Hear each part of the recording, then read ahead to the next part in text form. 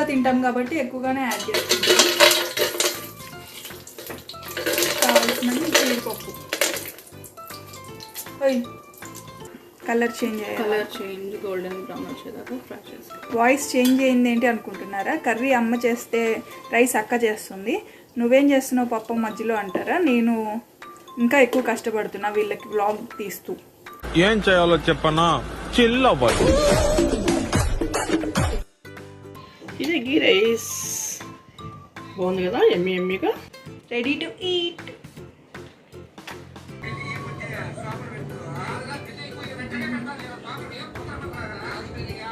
Next level అంతే, try చేయండి, కామెంట్లో పెట్టండి ఎలా అవుతుందో.